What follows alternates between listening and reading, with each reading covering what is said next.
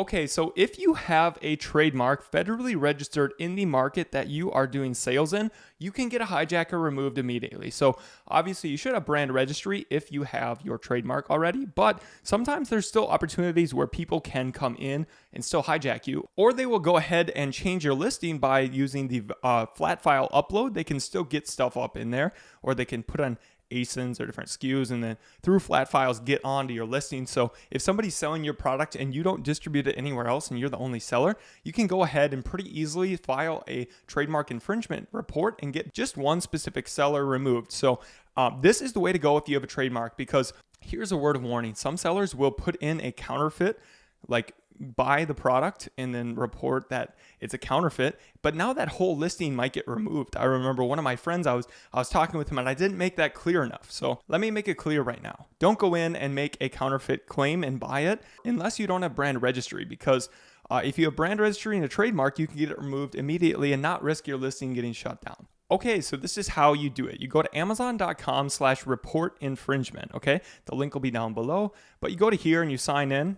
And then what you're going to do is you want to go and you're either going to be the rights owner or the agent. Okay, so in this case, we're the rights owner, and we're going to go to trademark concerns. And then what we're going to say is that a product is counterfeit. Okay, so you don't want to report the detail page, because even if they've changed it, don't report the detail page, because now that whole ASIN is going to get shut down.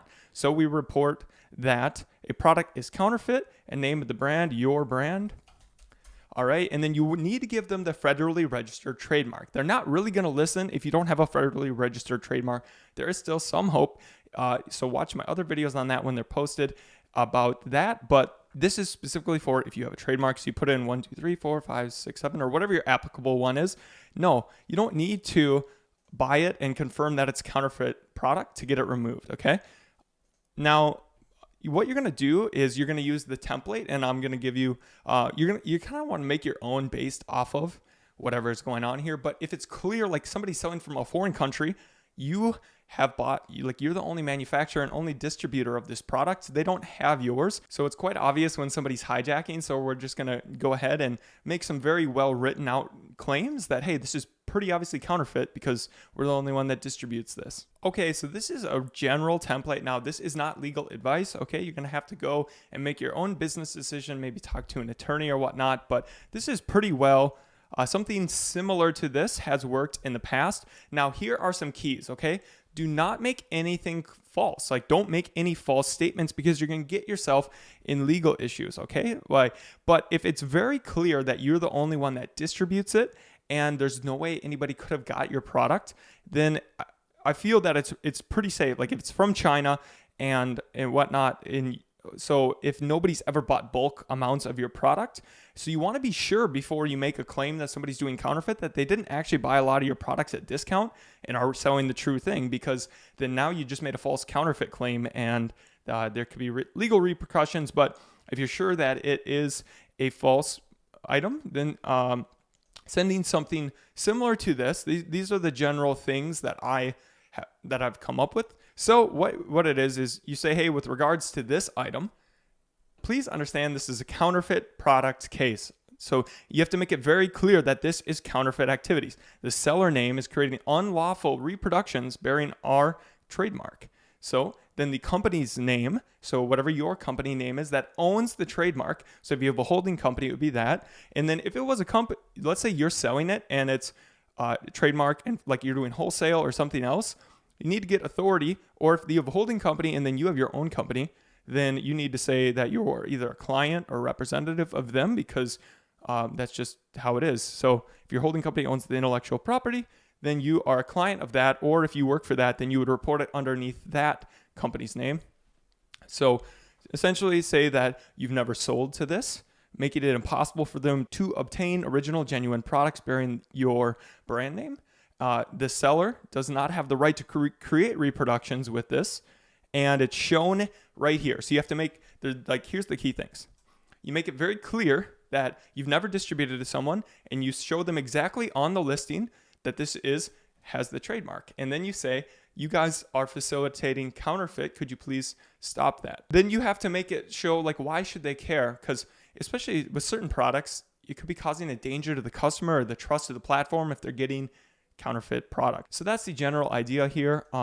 Very important. And then to lastly, just say like, could you guys please stop the facilitation of the counterfeit activities immediately? Because if it's clear that, hey, we are facilitating counterfeit and they ignore that, well, that's not a good business play. So this is when you're very sure it's counterfeit activity, hijacker, report it. And then, yeah, like I always said, if you want to contact attorney, that's your business decision here. I'm not going to give any advice. So we get to this form. You're going to choose your brand, your trademark, and then you would put in that template into there. And there is a limit on how many you can put. So you're going to have to trim down what you think is unnecessary on this form, but do what you can. So let's say that I was the owner of this horse head right here, okay? So what I would do is essentially go and take the ASIN here. We'll take the ASIN, and then I go over here, and in here, obviously your brand and whatnot, and then you put in the ASIN right there, and then what you're going to get is you're going to be able to choose specific sellers. Now, if it doesn't show specific sellers, you possibly at the top didn't do the right thing. So you have to do trademark concerns. And then from this, a product is counterfeit, not the product detail page, not the packaging, the actual product is counterfeit. Then what you get down here is you put in your name. So don't lie on this information. You're submitting a legal claim here. So just tell the truth. Are you a seller on Amazon? Yes. If you're not, then no. So if you're representing your holding company, or if you're a lawyer representing someone, you aren't watching this because you know what to do. All right. So this is optional information. All right, so then what you get here is the secondary contact details. So this is what they're gonna send to that seller.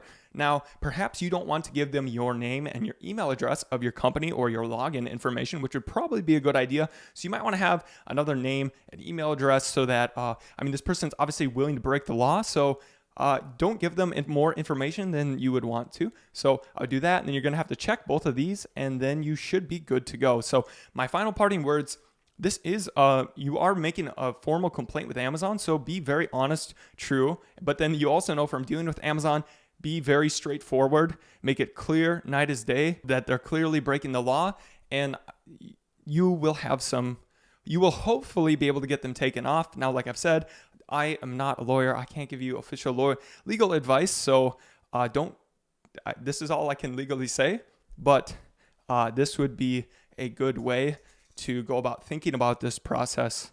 So just be careful, but also don't sit back and just allow them to facilitate counterfeit activity, but don't report non-counterfeit activity because you just broke the law. So yeah, just be honest and straightforward. And I think that you guys will be able to get some success here. And if not, send this to your attorney if he has not had previous Amazon experience. And from my understanding, this is the official fastest way to get Amazon to do this, to get that seller taken off. Because let's say they're selling from China, it may take 4 weeks to get that product, or they may never ship it to you. And that's a lot of time, a lot of sales and whatnot. So go ahead. And they normally respond within about 12 hours. So this would be the path that I would go forward with them.